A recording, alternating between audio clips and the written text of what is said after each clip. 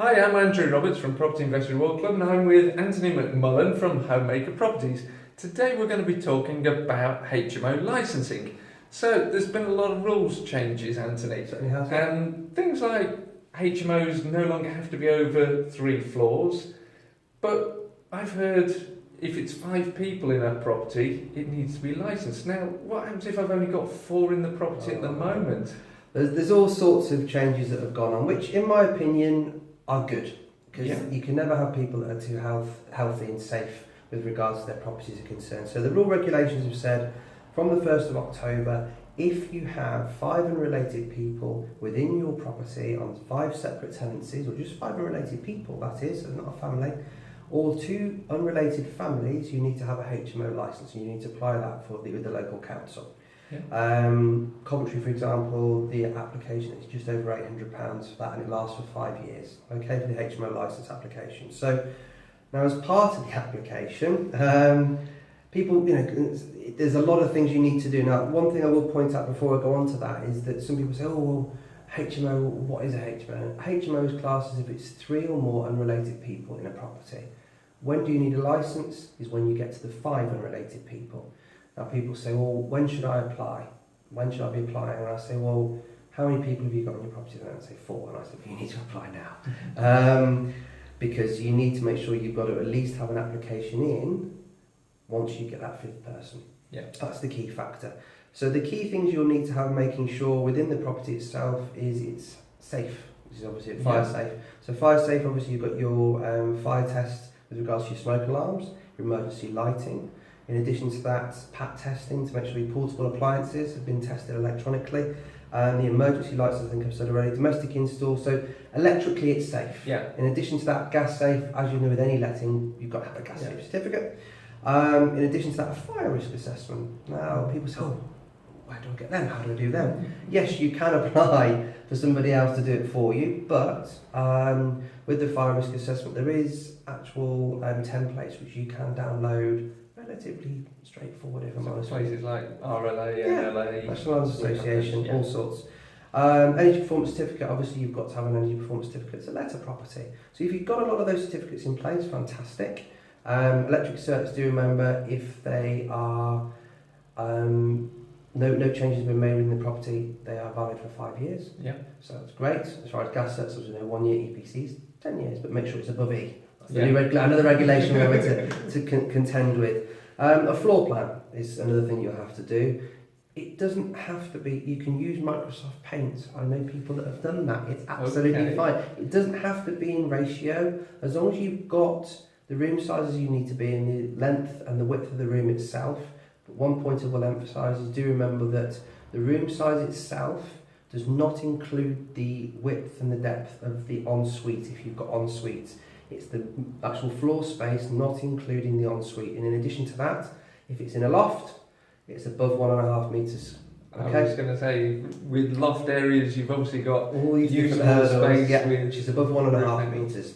Now, the next hurdle is, as I said already, your room sizes. So, minimum room size is 6.5 metres squared, 6.51 I think it is, metres squared. Yeah. Now, if your rooms are 6.5 metres squared, that's great. But that then does mean, depending upon how many people you have in the property, that you have to have a communal area of a certain size. I believe it's 18 metres squared up to 5 people within the property. Okay. Right. Now, if you go over to 6, all of a sudden it jumps up to 26 metres squared. If you have one single room within your house that is under, well, sorry, it's 6.5 metres squared, isn't actually over 10 metres squared. Everything means that the communal area has to be 26 metres squared, which is... That's a huge area. You almost lose a room. Yeah. But, simple way to get around this, every room is 10 metres squared, means for example, for the up to 5 rooms, for example, you only need a 7 metres square kitchen diner. Okay. So it makes it a lot easier. So, there's lots of different things in addition to that. Right and proper as far as the people that are managing the property. Have you got any qualifications? A whole array of different things that combine for your application. Okay. Now, I'll give you an example. We put a number of applications for our landlords quite recently, and we've then gone to the council and said, right, we've done our applications, we do need to pay. They says, oh no, we'll come back to you. So people are saying, well, what do I do now? Wait, you've done what you need to do. As long as the application was done by the 1st of October, and you've done all the certificates, exactly. Mm-hmm.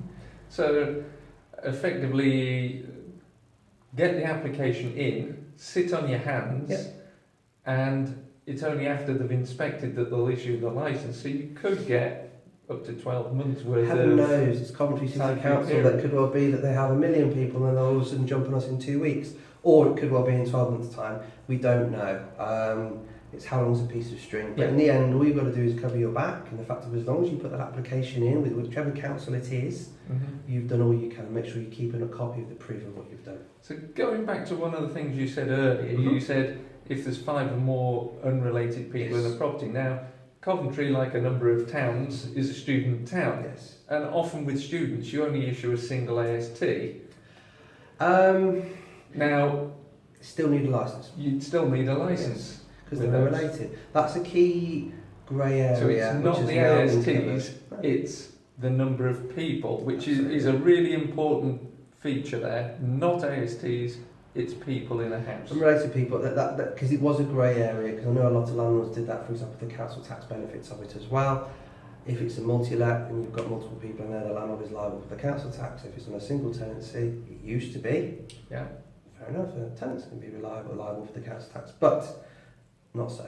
Now all of a sudden with the new legislation that's come in, that's very much the case of that's that grey area. They've all of a sudden ticked off that area. Then all of a sudden we can make sure we get some money from that one as well as the other areas with regards to the HMO licensing. But as I said, in my opinion, it's ensured that landlords that have got the 5-bed multi-lets are now up to standard, which I think is really, really good, because I've seen horror stories of landlords that in the past have shown their property and I've said, where's your smoke alarms? Where's your fire doors? Where's your emergency lighting? You've got 6 people living here. Oh, I don't need one of them. Dear oh dear. Do it by the book. Exactly. Nightmare. You're playing with people's lives. Oh gosh. The legislation's there to protect your customers, and that's what we must do. Absolutely. Do it by the book. May cost you, but you'll be able to sleep at night. Absolutely. I think that's another great piece of advice there from Anthony McMullan, the #1 letting agent in Coventry. You'll find his website just down here, and that's Homemaker Properties. And if you'd like to meet Anthony in person, you can meet him at the Great Property Meet, which is on the 3rd Monday of every month at the Dunchurch Park Hotel, where he gives a brilliant expert update. Thank you. Well, not just an expert update, but you're there on hand to offer support in a little clinic with anybody that's got questions. That question to them last month, isn't it? It was a little bit of a grill.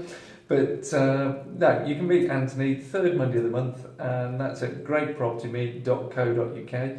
The next meeting will be on the 19th of November, when we have the absolutely phenomenal John Corey joining us, who'll be talking about how to raise private finance for your property investments. Thank you very much. Thank you.